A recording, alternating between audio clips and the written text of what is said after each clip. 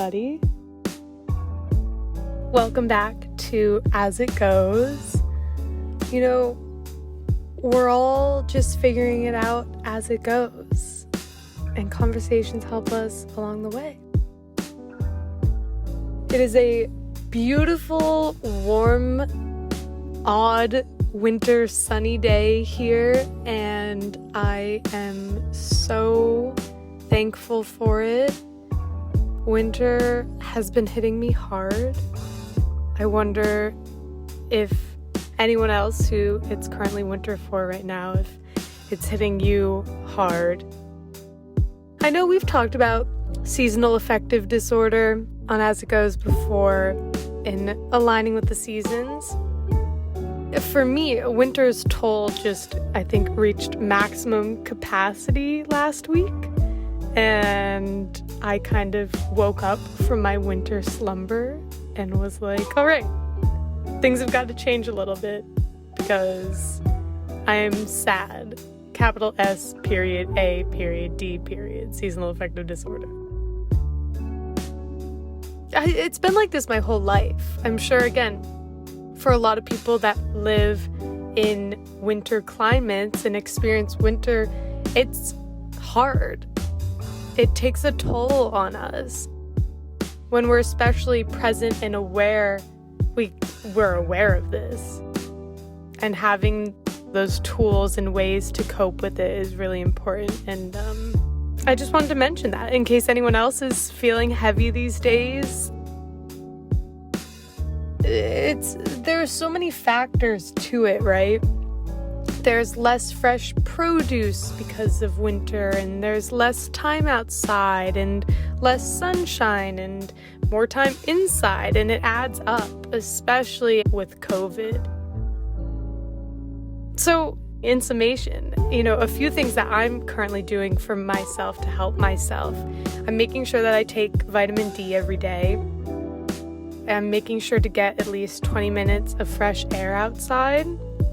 Essential. And it's so easy to kind of like come up with excuses, speaking from my own experience, of like, okay, it's 20 degrees today, that's too cold, okay? But bundling up, I just bundle and waddle on outside and get those 20 minutes of fresh air, look up at the clouds, realize that the world is going on around me and I can be a part of that, even though it's winter, is really powerful. Getting outside when I take my dog outside at night, looking up at the stars because it's especially clear in winter, and just feeling that awe and wonder and connection. In the winter, I'm not a big smoothie drinker, but I am making sure that I get my greens every day, either by having a smoothie or a juice or a salad, anything I can get my hands on to just make sure that, I'm doing that. So, making those green smoothies with kale and spinach, all the leafy greens, loading up on all of the possible superfoods I can throw in there, and listening to sunny music. Music that I'd kind of listen to in the spring, in summer, early fall, that kind of music that has that warm, grounded, sunny, vibrant energy really helps my mood. Yeah, so there you go. It's kind of like a mix of diving into the experience and embracing the winter and embracing the resiliency that winter builds and fostering those same feelings of connectedness even during winter, while also honoring the coziness and the hibernation and the going within and all of that, while also kind of, I wouldn't call it escapism, but also that counterbalance, right? Of keeping that warmth and the sunny, vibrant energy alive even during this, season of death, so to speak. When winter is just, it is trying. even in our modern era. It's emotionally taxing, it's taxing on our well-being, and it's important to validate that winter is hard, period. It also serves a purpose in showing us parts of ourselves that we're ready to let go of, heal, and alchemize in order to bloom in the spring as an evolved version of ourselves. Winter is work. And when we pay attention to the cues from our feelings, which are always guiding us, and our bodies and our souls, we can honor that inner guidance and act accordingly, which hopefully some of my tips kind of help you in that direction. If you want to hear more about this, you can listen to our episode on aligning with the seasons. Again, everything is always linked in the show notes, so that's linked in the description. Otherwise, let's get into today's topic, love. Embodying love. Love. Even simply saying the word paints a picture in our minds. Maybe it's someone you love, family, romantic. Maybe it brings to mind all the reasons you can't love someone and someone you struggle to love. Whatever that image and those thoughts are, just take inventory of them for a moment. Maybe you want to close your eyes if that's a safe thing to do right now. What does love mean to you?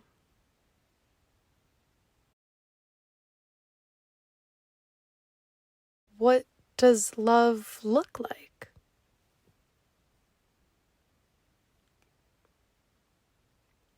Where do you experience love in your life currently?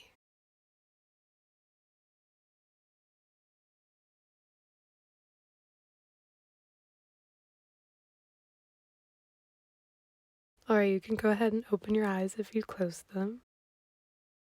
Now, for most of us, what we just thought about probably were external sources of love.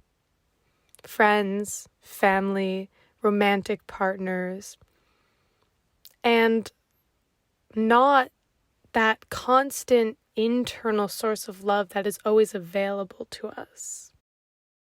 This limitless source of love, that internal source, is our innate ability to love unconditionally. So, if we have that within us, why might it be that most of us just pictured and thought about all of the external sources of love when we simply think about what love is and looks like in our lives?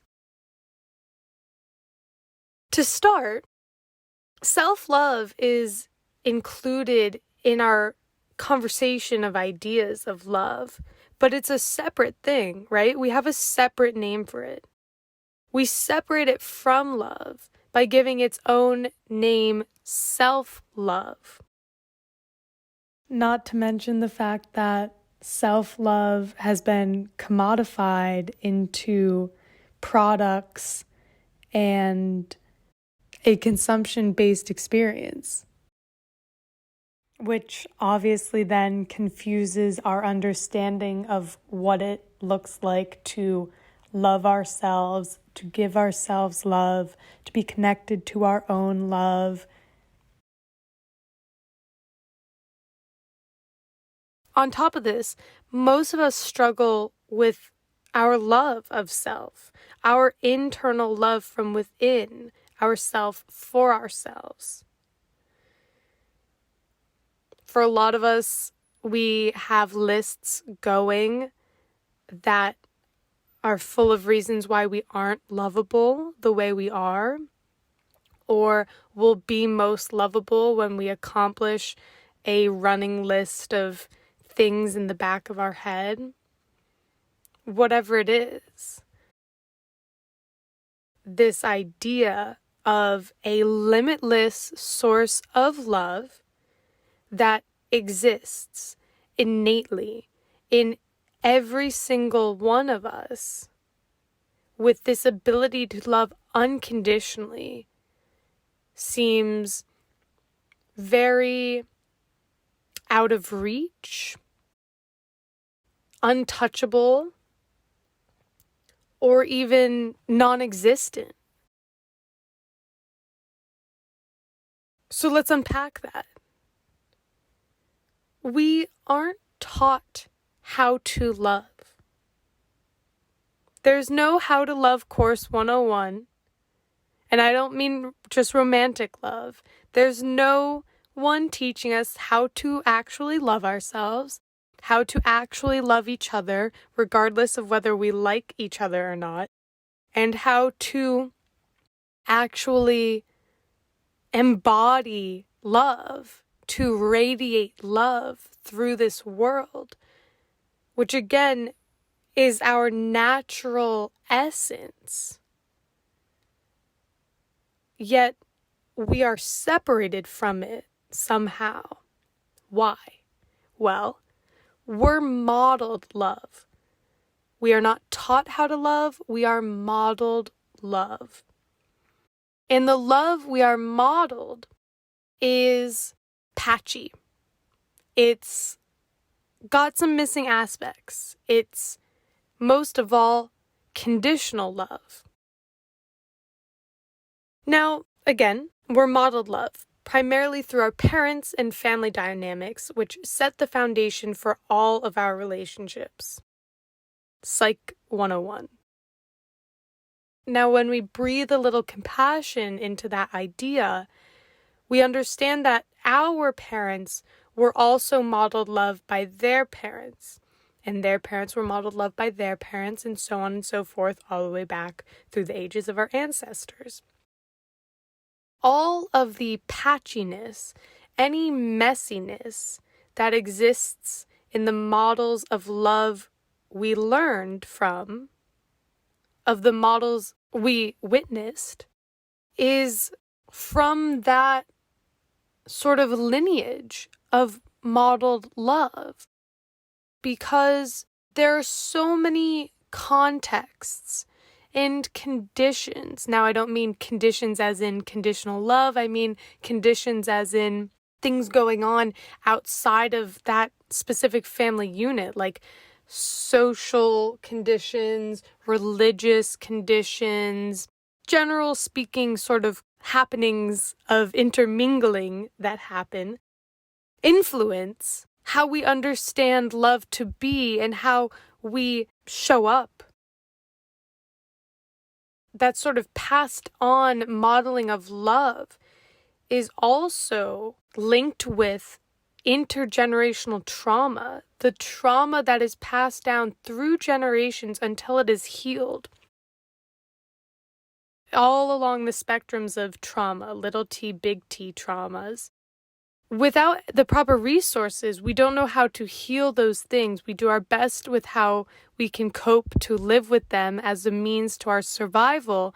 But unfortunately, all of that gets passed down into our children and grandchildren and so on and so forth, which is why healing starts with us and is so important that we have those resources. So we inherit that messiness and unprocessed wounds and trauma. And if you're looking to dive into this a little more, a great book that I recommend is The Body Keeps the Score. I'll link that down below. It talks all about trauma research on how trauma is stored in our bodies, and it's not just a psychological thing, it's also a physiological thing. And that too can be experienced as a child in the womb of their mother. When we say trauma, we're talking about the spectrum of experiences that are distressing, disruptive to our functioning, and overwhelming, that occur once, repeatedly, or in a multitude/combination of forms, and cause us to go into survival mode in order to cope and protect ourselves. And survival mode being on the polyvagal ladder, either fight, flight, or freeze, or disassociation in order to cope and protect ourselves, which prevent us from living full functioning, meaningful, connective lives, let alone flourishing in our unlimited potential. Again, looking at polyvagal, it takes us out of our ability for social engagement, for those high brain functionings of creativity, problem solving, all that good stuff, and puts us in that mode of danger and threat to just completely shut down. This is, where this idea of things triggering us into these places.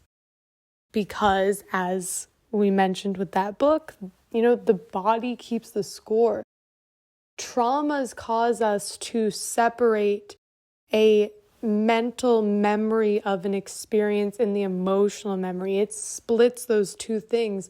So then when we have an experience that triggers us, even if we think we've forgotten this or we've written this off as something that's something that just happened as a child or as an adolescent, it is what it is. But we haven't actually processed and healed that experience and fully understood it, then those unconscious triggers and emotions and patterns of behavior come back up when something similar occurs or reminds us of it. And it can be anything from the death of a pet to the death of a parent. A parent constantly violating our boundaries or diminishing us, to having an absent parent, either physically or emotionally, or a parent with mental health struggles or addiction that impacted us. The many forms of self-harm, or being mentally, emotionally, physically, or sexually harmed or abused by another person. Or the daily experience of living within oppressive systems and societies. Most of us have experienced trauma, whether we acknowledge it within ourselves or not. When we understand this, immediately we can have compassion and empathy for each other. This is one of those foundational ideas in Buddhism. Life is suffering, right? We are bonded together by our shared experience of suffering, just as we are bonded together by our shared experience of joy. Together, our shared experience of life. But I digress. There is no comparison game of this trauma is worse than that trauma. Trauma is a subjective experience. The objective piece is the acknowledgement and validation of all of our traumatic experiences. All traumas have an effect. So the best thing we can do is acknowledge them and give them medicine to heal them, so their effects don't creep in and get triggered, affect our relationships, as we spoke about with intergenerational trauma, right? That which isn't healed is passed down. Which brings us full circle again back to the body keeps the score. Learning with this book, for example, about the ways trauma shapes our experiences, our capacity to function, our coping mechanisms, our brain wiring, our body and our physiological experiences, tension, pain, and more, empowers us in our ability to care for ourselves throughout our lives. And as a preview to what's coming, being able to sit with our own suffering, our own trauma, is essential to being able to sit with the suffering of another, which is indispensable in love. In short, we are all humans, we are all messy, we all have suffering, we all have these sort of barriers that we experience throughout our lives to love. Breaking that down into our self-love. For most of us as children, we were raised on a system of reward and punishment. We were praised and loved for doing what was quote unquote right, and punished and even withdrawn love for doing what is quote unquote wrong. When we take a minute to objectively consider this system, we can see that when we do something quote unquote wrong or quote unquote bad, that is when we need compassion and patience and understanding to help us navigate that situation and be able to decide better to meet our needs and honor the needs of others in this process, not punishment. So whether it's a parent taking that compassionate, patient, understanding approach, or our own ability to take that compassionate, patient, and understanding approach with ourselves, it's the same thing. That is how we truly establish a non-violent, just, and harmonious world, one person at a time. We can take this a step further and see how that system of reward and punishment shapes our, quote unquote, justice system and prison system into what they are today, which is that system of punishment, rather than creating a system that heals, reconciles, and rehabilitates. So our ability to love is directly shaped by this reward system and the ideas of right and wrong, good and bad.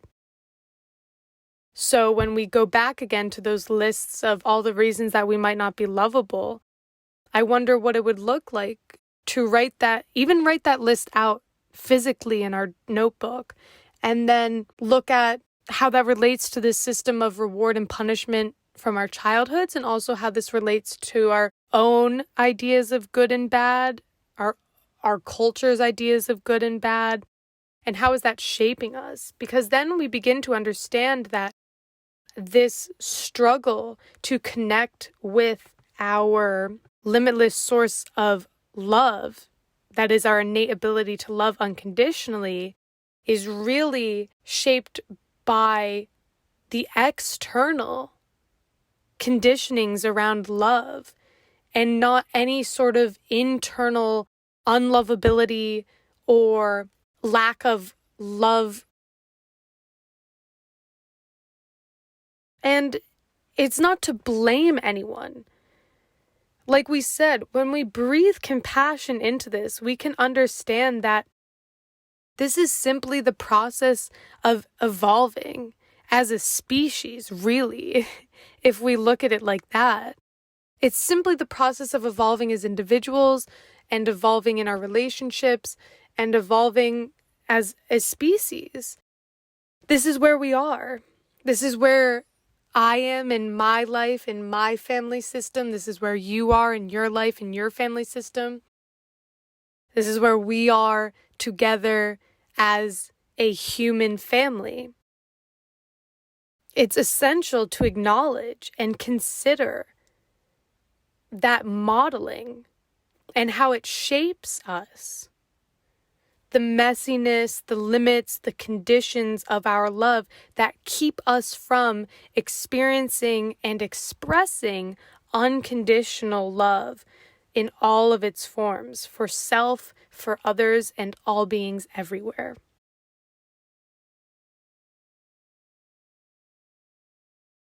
And additionally, it's important to mention that if we are closed off or skeptical of love in this capacity, this unconditional capacity, it's likely something to consider as a reflection of our closed-heartedness, whether it's a general closed-heartedness or closed-heartedness that shows itself in specific experiences and expressions.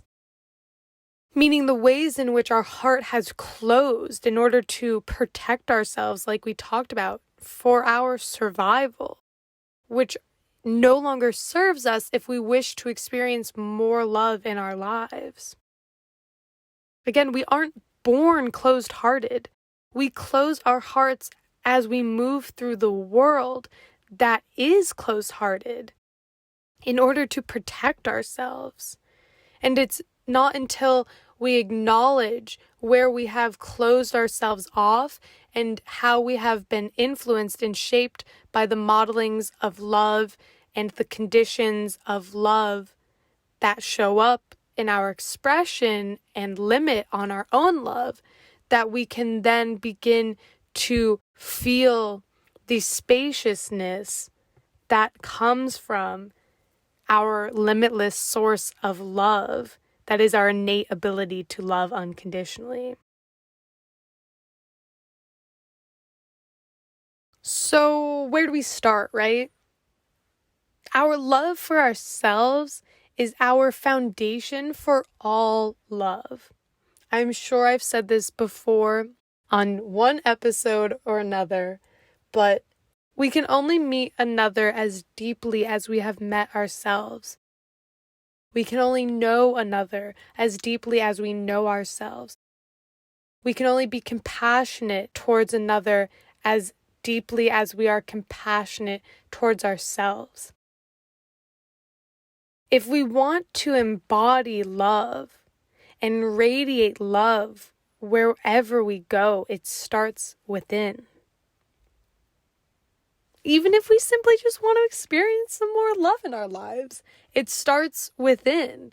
It doesn't mean I need more friends. It doesn't mean I need to be in a relationship. It doesn't mean I need to find external sources of love and chase those external sources of love. It means I have to go within.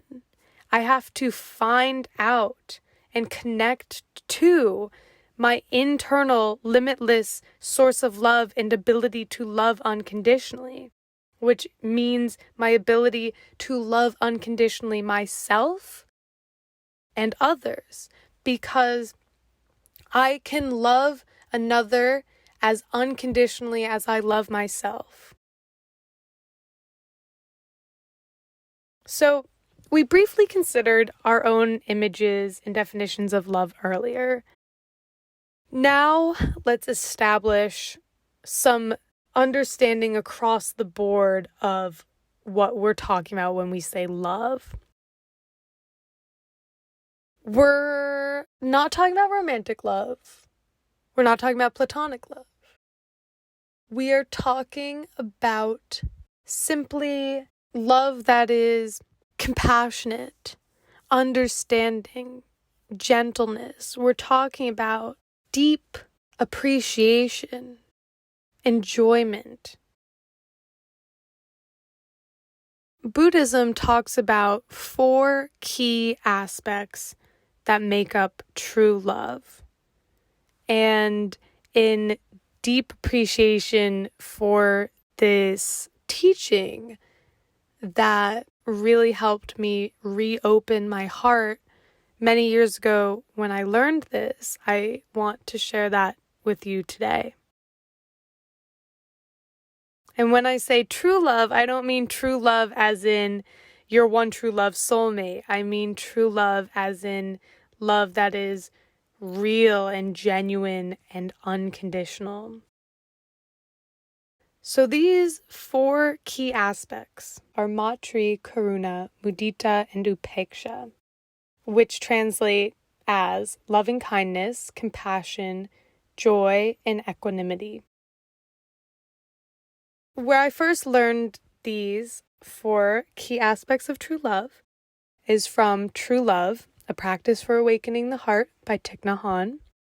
And they're also mentioned in a book I read recently, How to Love Yourself and Sometimes Other People, Spiritual Advice for Modern Relationships. I definitely recommend both of them, whether you're dating, not dating, struggle in healthy relationships, in a healthy relationship, married, partnered, divorced, whatever. Loving is not dependent on or, again, really related to those external relationships. Again, loving begins within. So if you're a person and you're alive and you love, want to love, or struggle with loving, these books are for you.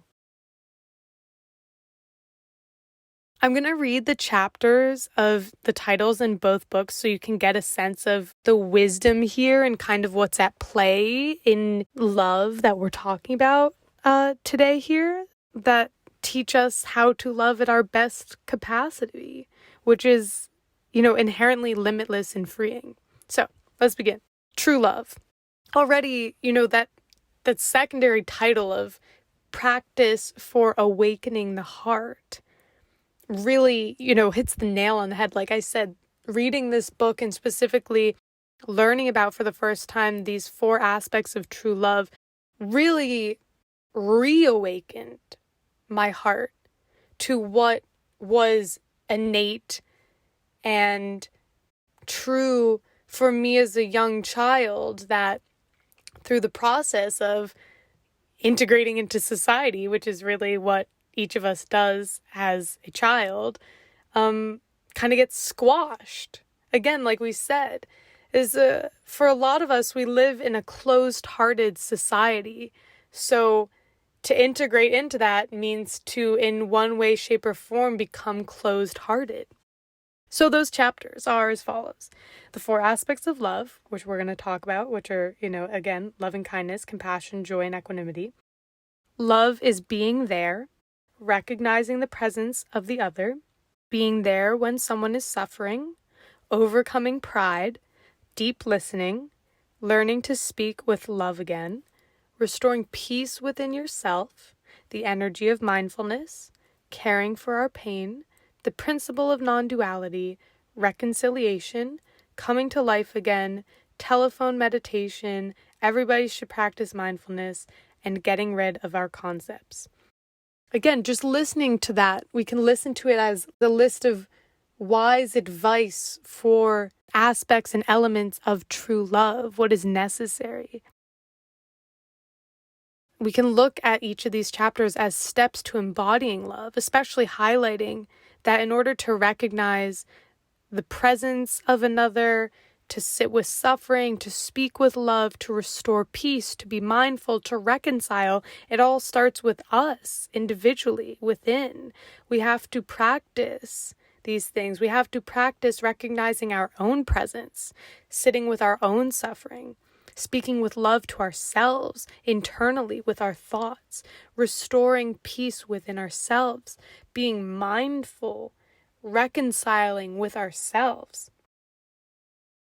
Or else we can't extend that truly to another person, truly and fully to another person. Next, the chapters of how to love yourself, how to love being single, how to love dating, how to fall in love without losing yourself, how to commit to love, how to love your friends, how to love sacred sex, how to love with a broken heart, and how to stay in love at all times. Again, loving ourselves and practicing loving ourselves with an awakened heart is the foundation. How to love yourself is a little more about romantic relationships, but it's all based around what we're talking about here, which is loving ourselves is the foundation.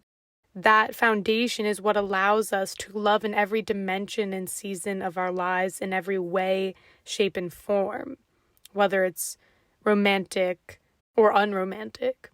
It gives us the stability, peace, and confidence from which we move through the world, being able to fall in love without losing ourselves, being able to fall in love, as one of the authors said that I really related to, fall in love multiple times a day.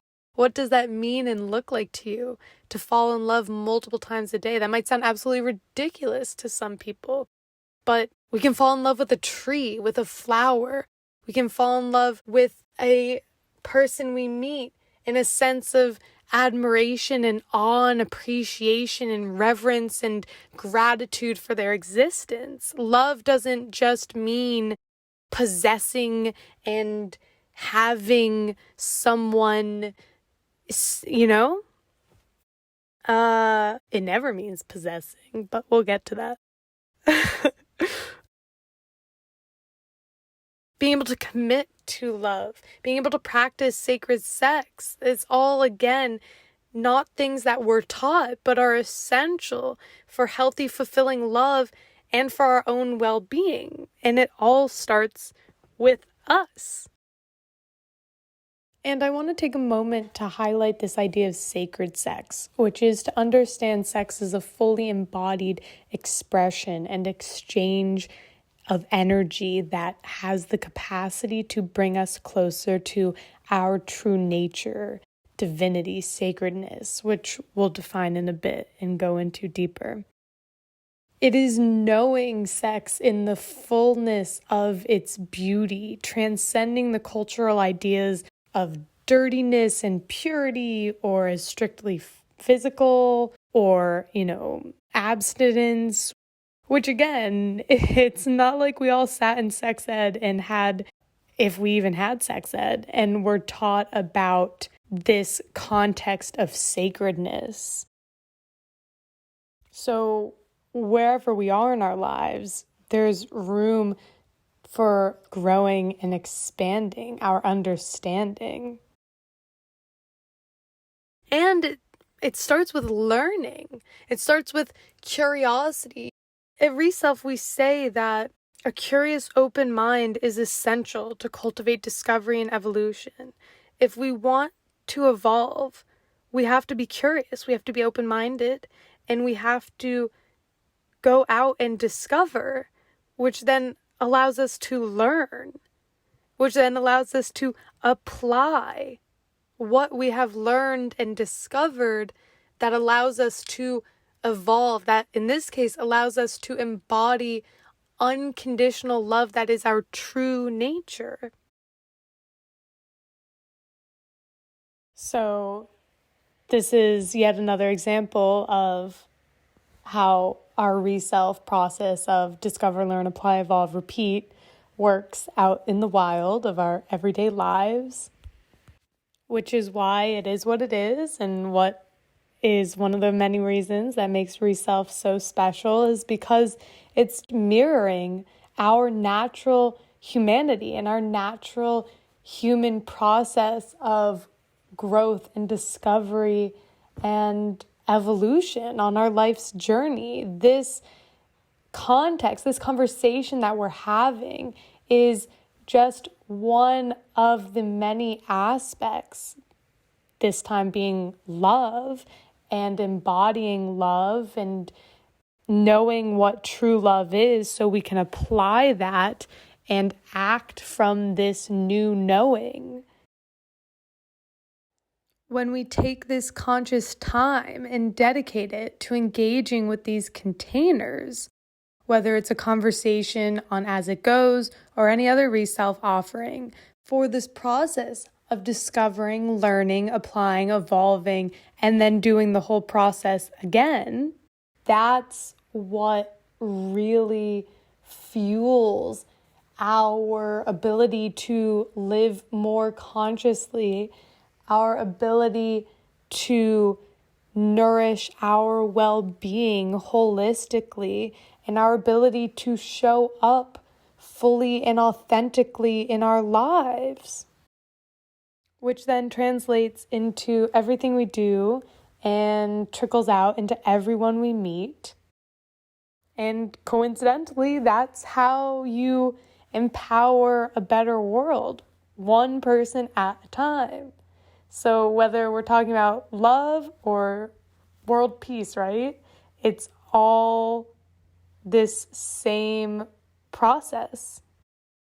If you're curious, check out our other offerings, engage a little deeper, and watch how beneficial of an impact it has on your everyday experience. The link is always in the show notes. Join a workshop. Our mindset workshop is a great place to start. It's available now. Otherwise, sign up for our email updates so you can get notified when the foundational workshops in the Soul, Body, and Wholeness series come out. Or if you're not ready for a full workshop, try Recalibrate, which is a mini workshop, essentially one hyper workshop lesson. We just released the cleansing issue. And if you're not ready for that, try the cleansing meditation. It's also a great place to start to release some things that are no longer serving you, so you can embody more love, embody unconditional love. Those links are all in the show notes. that's where we're going to leave off for part 1.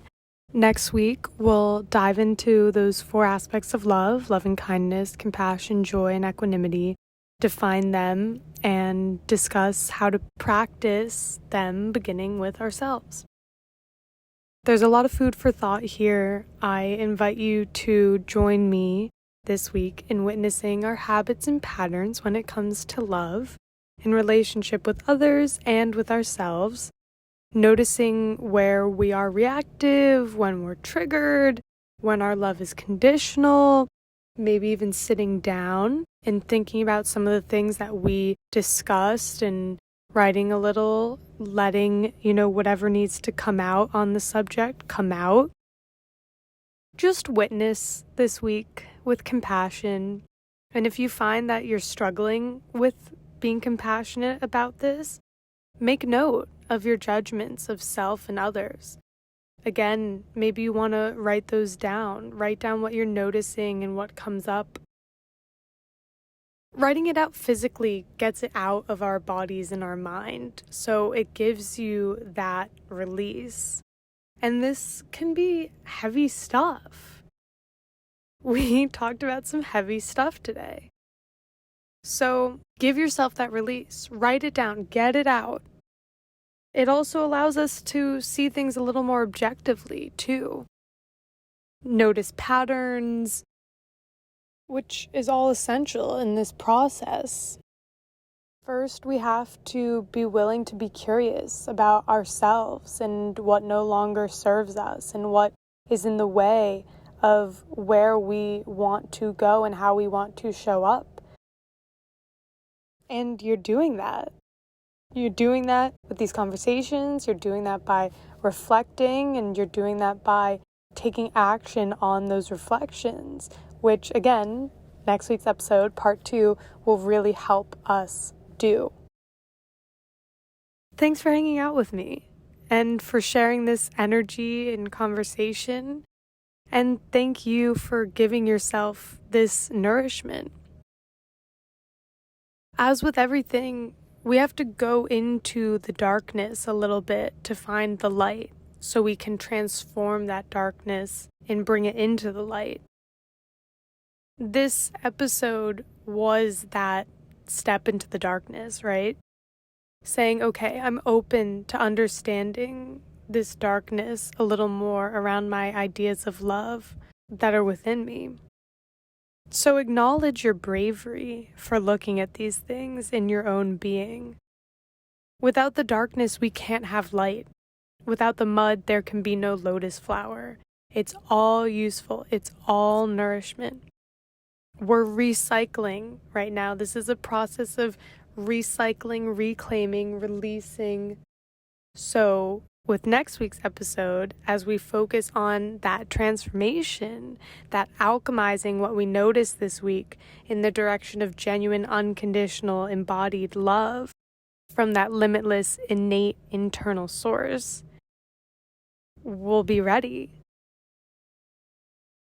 If you haven't already, rate the podcast so more people can access these conversations. Spotify now allows you to rate podcasts, so if you just click the 3 little dots near the top title, if you're on your phone, if you're on iTunes or somewhere else, leave a review as well so people know that they should stop here and listen and join in the conversation. Share this conversation with a friend if you got something out of it, because that's what genuine love does. It helps us to embody our true nature, to nourish us, which we'll get into in next week's conversation. Until then, my friends, have an enlightening week. Be compassionate and patient with yourself, and try to ground in that witnessing mode. Bye, everybody.